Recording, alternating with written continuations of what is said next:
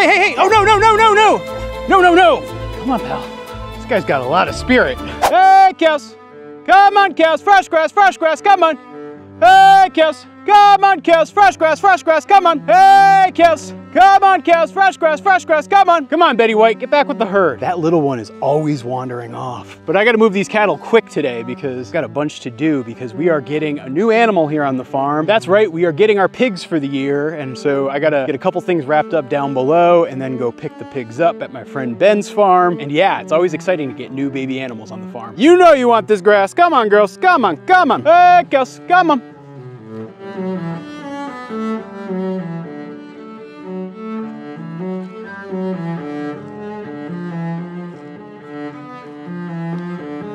Come on, hop to it, little one. Shake a tail. We gotta close up the fence.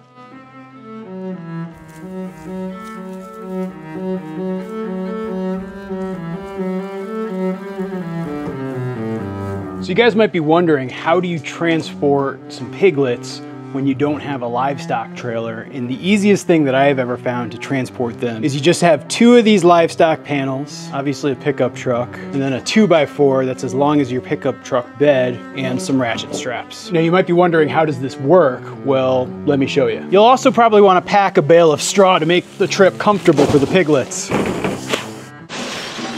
Gosh darn it. Ay, ay, ay. So yeah, if you want to grab in hand, I'll just walk them over. Oop.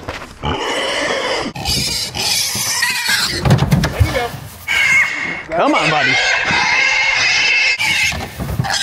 Here you go.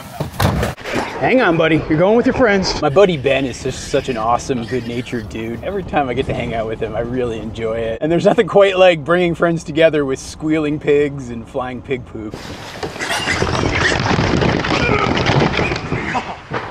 Nothing humbles you like a pig. No, seriously. So Ben runs a family farm where he does mostly beef, sheep, and pigs. And he has a farmer that he works with to get his piglets. And so basically what happens is I buy a couple of piglets from him that he just bought from somebody else. And so these piglets that we've got are a little bit younger than the ones I had last time, which is why they're a little bit smaller. So these ones are about 8 weeks old, maybe 9 weeks old, something like that. I'm excited to get them to the farm and out on pasture. But yeah, regardless of their age, trying to catch a pig is never fun. And so, yeah, just be forewarned if you're ever thinking about experimenting with pigs. Having a good way to manage your pigs and guide your pigs is what I've found to be one of the more important factors in success with pigs. Right next to a huge steaming bowl of foreshadowing. Now, in terms of securing the pigs back in the bed of the pickup truck, even though pigs aren't known as prolific jumpers, I don't want them to just be kind of loose and out there. So what I do is basically, I put the 2 livestock panels across the bed of the pickup truck. I use the 2x4 just to give it a little sturdiness and rigidity, and then use the ratchet straps and bungee cords to keep everything in place from bouncing around. Pigs are not known as epic jumpers, and so I'm not too worried about them jumping out, but at the same time, I don't want them trying to figure out a way to like climb up the wheel hub of the pickup bed and find a way to jump out while the truck is going. And so that's why I put that cover on top. I don't think this works great for adult pigs, but I think it's a very good solution for piglets. And now I can be confident for the half-hour ride back to the farm that all 4 of them are secure and they're not going anywhere.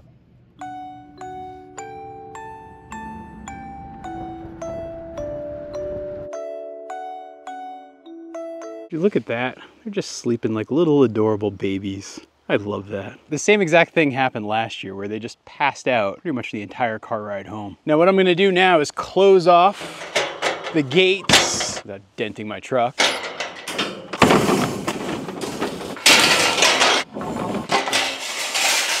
All right, and now we can open up the bed, see if we can coax them out. They're probably not gonna wanna get up, so I'm just gonna have to pick them up. It's okay, it's okay. Here, I'll take you first.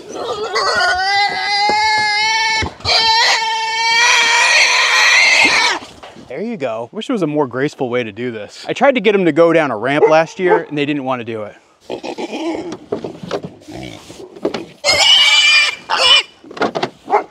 Now the hard part is, got to drive the truck away and not let them sneak out. And now I can close up this back gate and do a little bit more work to get them situated. Get out of that corner. I don't want you in this corner. Come on. I'm gonna have to lower this wire a little bit for them. Looks like they got water. Now let's hook them up with some food. And I don't really want them in this corner. You guys get out of the corner, please. Stay this side. I'm gonna turn the fence on now. This is the part you're not gonna like. And also, fair warning, if you're watching this video and you have headphones in, this part gets a little rough.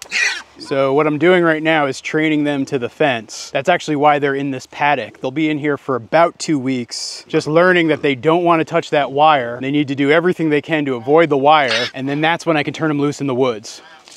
Hey, hey, hey, oh no, no, no, no, no, no, no, no. That's really bad, that's really bad. Come on, you guys. Go back down that way. Uh-oh. All right, now we need to catch these two. Okay, Abby, sit. Abby, tranquila.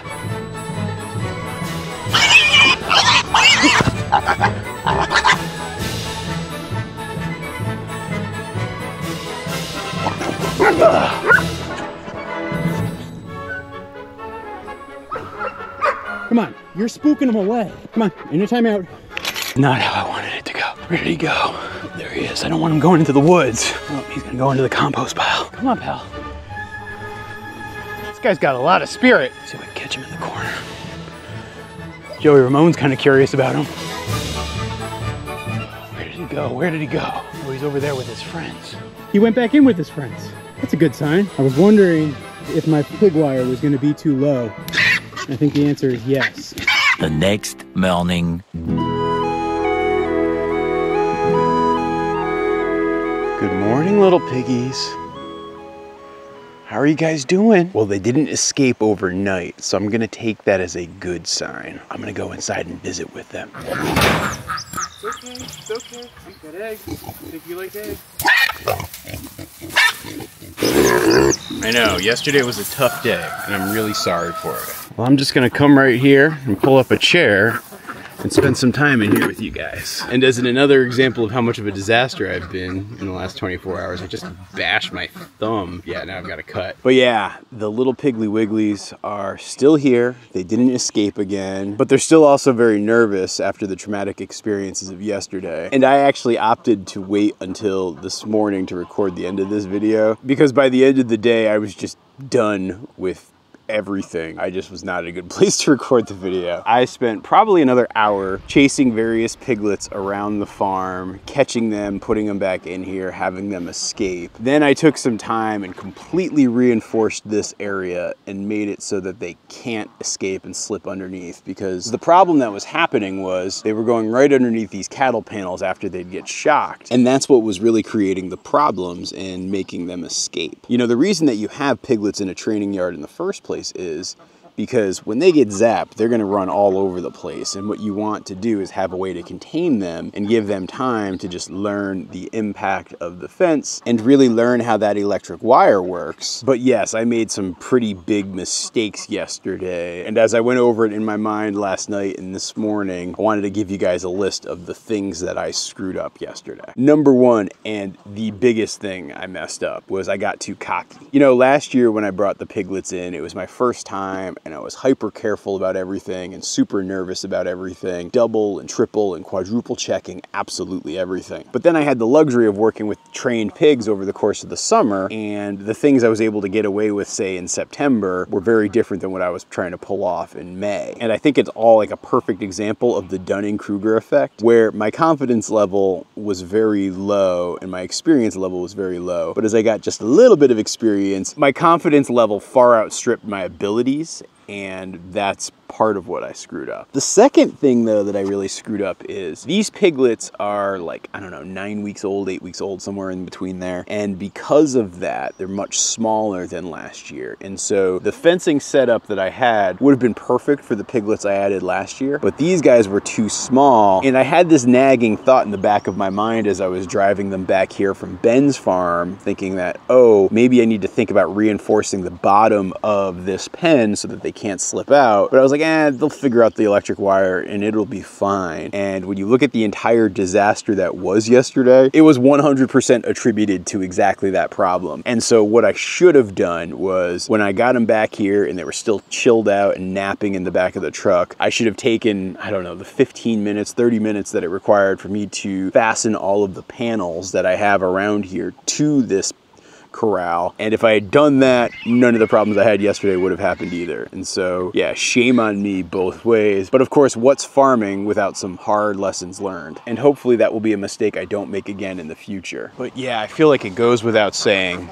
that I'm gonna have a lot of work to do to rebuild trust with these piglets. Let me show you though what I do have set up for them. Now, I've tried to make a few improvements to how I'm keeping these piglets versus what I did last year. Improvement number one is I gave up on the pig glue because they ended up destroying the last one. And so what I've done is built this shelter instead. This is the perfect size for this training area and for piglets that are this age, as well as maybe up to like, I don't know, 3.5, 4 months old. But eventually I'm gonna need to build a bigger shelter for them. This might end up being retired as a bird shelter for my ducks and geese when they free range this summer. But I didn't want to build a shelter that was the right size for pigs that would be, you know, 4 or 5 months old, because I worried about how much floor space it would take up inside their pen. Their pen is also much larger than it was last year. I think this is not quite twice as much square footage, but it's getting close to it. And so for the 2 weeks or so that they're gonna be in this area, it gives them plenty of space to get used to things and get comfortable here. But it's kind of funny to see that they actually spent the night sleeping out here, even though it rained,